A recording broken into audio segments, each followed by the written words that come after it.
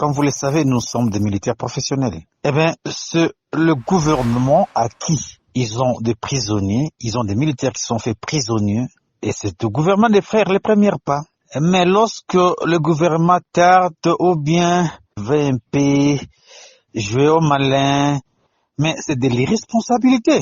En fait, ce que nous voyons même avec le gouvernement congolais, puisque nous avons beaucoup de capturés, mais qu'est-ce qui se passe? Ils les laissent comme ça, mais nous, on n'exige rien, mais ce sont des prisonniers, ils mangent parfaitement bien, et nous connaissons quels canaux que nous pouvons utiliser afin que nous puissions les remettre. Mais lorsque le gouvernement reste baba, c'est-à-dire reste bouche cousue, et il cherche encore d'autres manœuvres pour faire, c'est de l'irresponsabilité.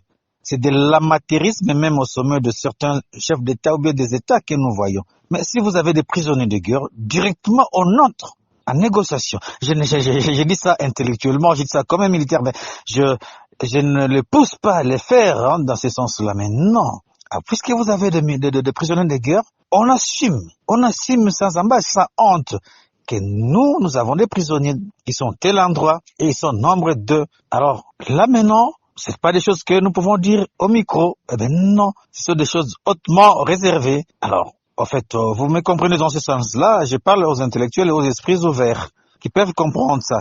Donc, quant à nous, les 1-23, nous sommes des gens tellement omnibulés par le respect des droits humains. Nous respectons la vie humaine. Ils sont à l'aise, ils mangent parfaitement bien. Ils mangent même plus que les militaires, même des FARDC, lorsqu'ils combattaient avec les FARDC. Parfois, ils manquaient de nourriture, mais chez nous, ils mangent parfaitement bien. Et nous connaissons le droit humanitaire international, nous connaissons ce que nous allons faire.